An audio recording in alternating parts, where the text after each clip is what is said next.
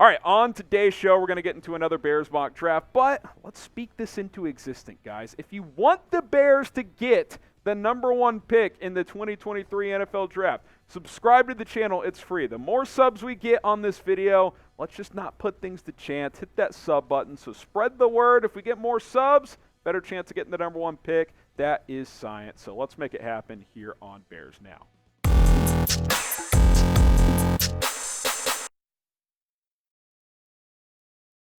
Today's episode of Chicago Bears Now is presented by Manscaped. It's a new year, and it can be a new you, especially in the bedroom. That's only going to happen, though, if you get the best men's grooming products from Manscaped. Get 20% off plus free shipping when you go to manscaped.com and use code BEARS20. That is code BEARS20 at manscaped.com.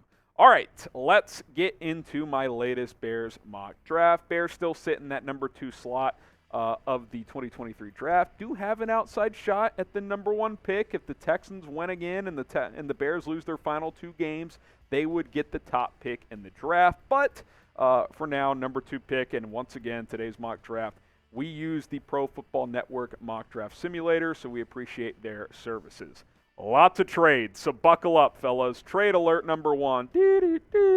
Here we go. Colts come calling. They offer me the number 5 pick, a 5th-round pick, number 136 overall, and a 1st-round pick next year. To move down from 2 to 5, I think that could be worthwhile here. You know, you get outside that top 4, it's kind of borderline. But I went ahead and took it, got the extra 1st for next year, pick up a day 3 pick as well by moving down a couple spots. And then guess what?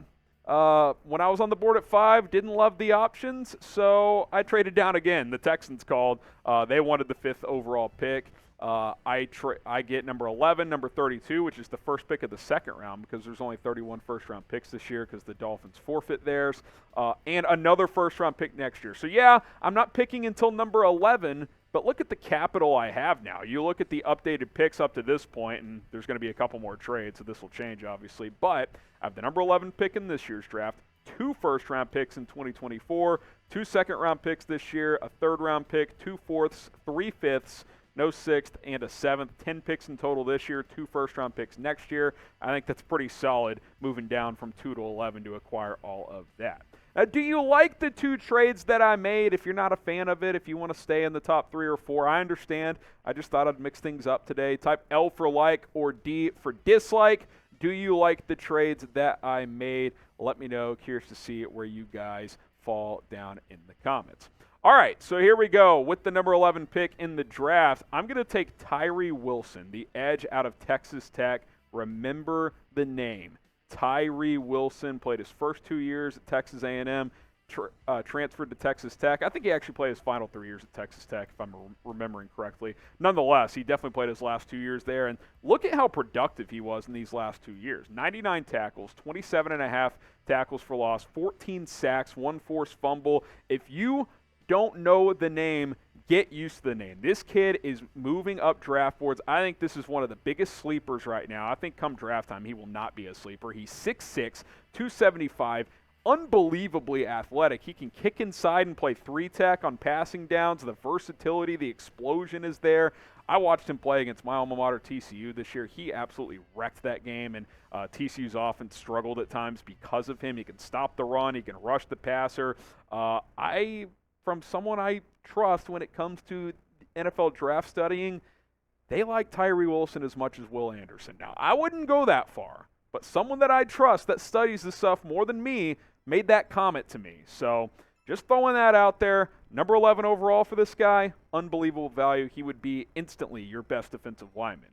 Now, Manscaped is sponsoring today's show, and hey, you got to clean things up downstairs. New year, it's a chance for you to have a new you. And hey, the Lawnmower 4.0, fantastic product. It's going to help you keep things nice and trimmed downstairs with their adjustable guards, their advanced skincare technology. And hey, listen, Manscaped has been a sponsor here for a couple of years now. And look, I'm not saying that my wife and I wouldn't be having a baby in April without Manscaped, but I'm not saying it either. I'm just saying Manscaped helped clean things up downstairs, and it helped lead to some frisky business. That's all I'm saying. Hey, take that for what it's worth. Promo code Bears20. Go to manscaped.com for 20% off when you use promo code Bears20. You can go check out their other men's grooming products as well. Go support our sponsors, Manscaped.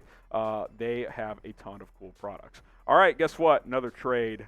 Didn't love who was on the board at 32, so I accepted this trade from the Colts. I get 36 and 84, so I only moved down 4 spots in the second round, and then I move up almost 50 spots. So I think that value is pretty good. Move down 4 spots to move up 50 later on in the draft, and I still get a receiver here. Josh Downs, a player that I really like. I'm going to bring in our producer, Nick Roloff, in a second because he's a North Carolina fan for more analysis here. But you look at the numbers from Josh Downs and his career, 28 career games, 202 catches, 2,400 yards, 22 touchdowns, average of over 12 yards per catch. Quick math there, 28 games, almost 2,500 yards. I mean, you're talking about a guy that averaged like 90, 92 yards per catch in his career at North Carolina.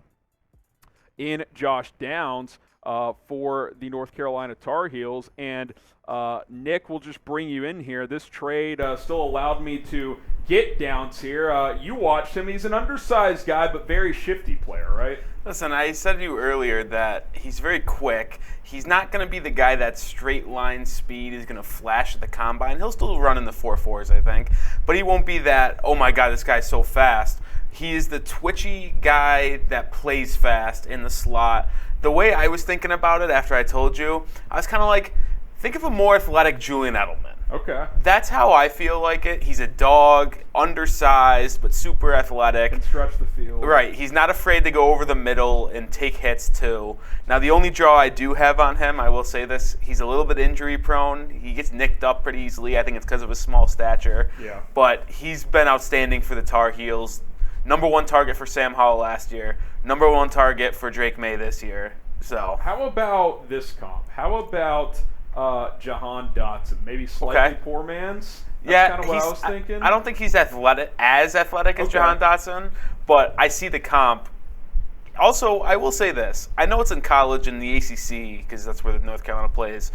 But he won a lot of jump balls for the Tar Heels. Yeah. Small guy, but he's able to elevate, and he has a decent contested catch. That reminds me of Darnell Mooney, who's already on the Bears. A little slight in stature, but he'll go up and get it, not afraid to take a hit. So I like Josh Downs here, early day 2, 36th overall pick. Again, pick up that 3rd while moving out of 4th as well.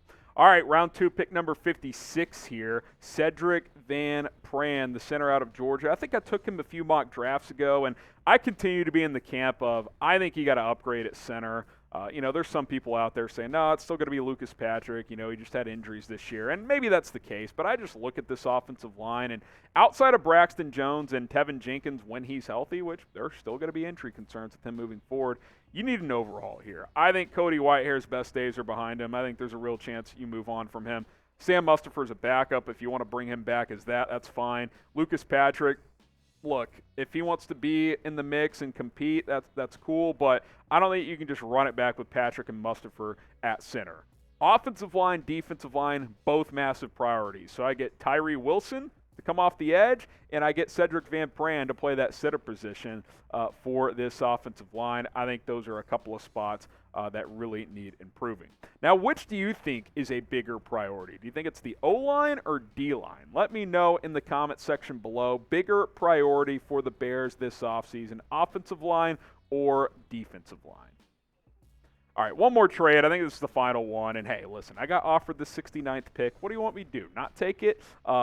69 and 116. I move down 4 spots from 65. And, again, I move up 40 spots up into the 4th round from the 5th round. So I'll slide down a couple slots and still get a solid player here. Trevius Hodges-Tomlinson, cornerback out of TCU. A little undersized. Probably a nickel in the NFL if I had to guess.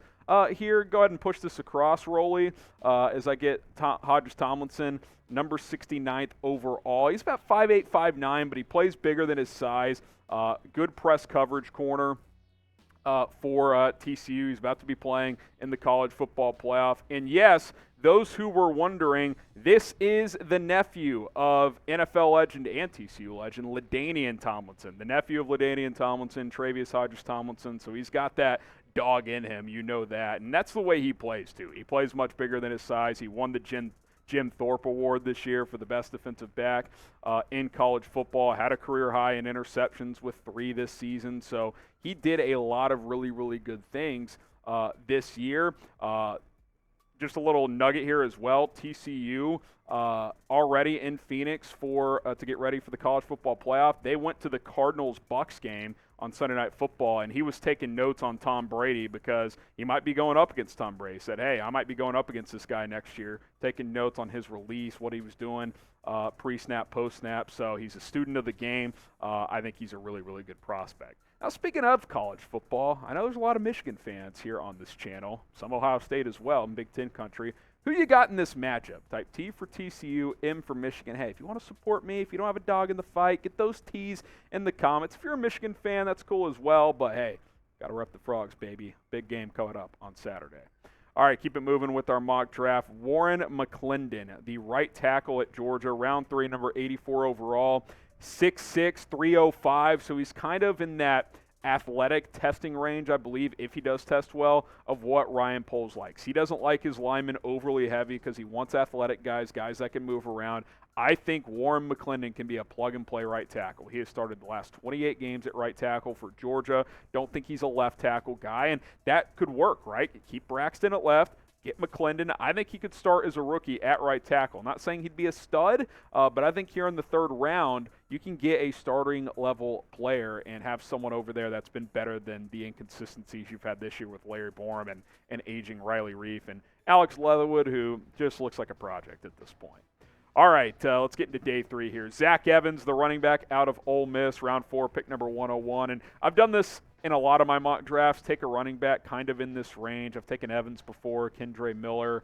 I've taken Chase Brown a couple of times because, again, we just don't know if David Montgomery is going to be back or not. And if he's not, you got to add another running back with Khalil Herbert. And Evans, the past couple of years, transferred from TCU to Ole Miss, but I'm familiar with him, watching him at TCU. Really good in 2021 in only 6 games before he got injured. Averaged 7 yards per carry, almost 650 yards on less than 100 carries there. This year for Ole Miss, him and Quinshon Judkins split carries. They both had huge years. He had 900 yards, 8 touchdowns, 6.6 yards per carry, so production didn't dip, even though he went to the SEC. He's got running back 1 potential in the NFL. He can be a lead back on an NFL team. He's 6 foot, 215. He can catch the ball. He can block, and he's physical, and he's fast. I mean, this is a guy that was a 5-star coming out. Him and Bijan Robinson were the top 2 running backs in his high school recruiting class. Like, this kid is big time.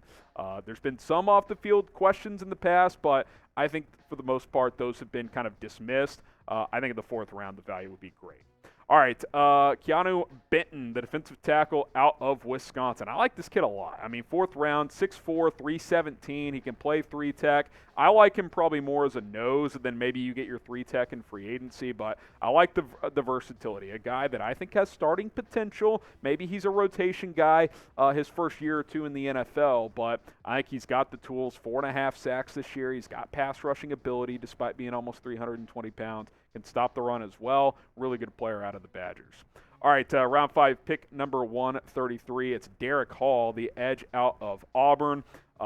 He's been consistent. His last 3 years at Auburn, almost 20 sacks total. He's kind of been a 6 or 7 sack guy the last 3 seasons. I like that production out of the SEC for Derick Hall. 6'4", about 255, 260. He's got good size as well. You get him and Tyree Wilson in there to help beef up this defensive line. I like it. Charlie Jones, who might look like he's running, SIG-up routes for the flag football team, but you know what? The kid can play. Started his career at Buffalo, transferred to Iowa, then transferred his last season to Purdue and just takes off. 110 catches, are you kidding me? Over 1,300 yards this year, 12 touchdowns. He can be a punt returner as well.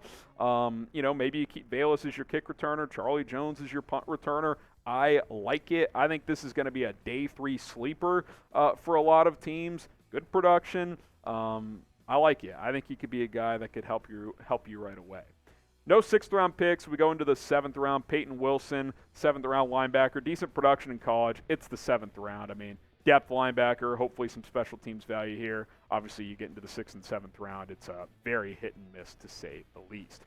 All right, there you go. Grade my mock draft today, A, B, C, D, or F, and then we'll recap real quick the chunks of 5 here, 10 picks in this mock draft. But drop a letter grade, and if you're like, I can't remember them all, I'm about to recap them here. So A, B, C, D, or F. Here it was, my Bears mock draft. Tyree Wilson, after trading down a couple of times, round 1, number 11 overall. Factor this into your grade. I got 2 2024 first-round picks as well. Josh Downs out of North Carolina in the 2nd round, the wide receiver. I get Georgia center Sedrick Van Pran in round 2 as well. TCU corner Trevius Hodges-Tomlinson in the 3rd round at 69th overall. Very nice indeed. Warren McClendon, the right tackle out of Georgia in the 3rd round also. And then day 3 picks, Ole Miss running back Zach Evans at 101. Keeanu Benton, the defensive tackle out of Wisconsin in the 4th round. Derick Hall, the Auburn edge rusher in the 5th round. Charlie Jones, the Purdue wide receiver there as well. And then in round 7, Peyton Wilson, the linebacker out of North Carolina State. So there you go. Drop those letter grades in, and please subscribe. Like we said, if you want the Bears to get that top pick, hit that sub button. Whether they do or not, we're going to continue to bring you draft videos every single week leading up to the NFL draft, so don't miss any of it here at Bears Now.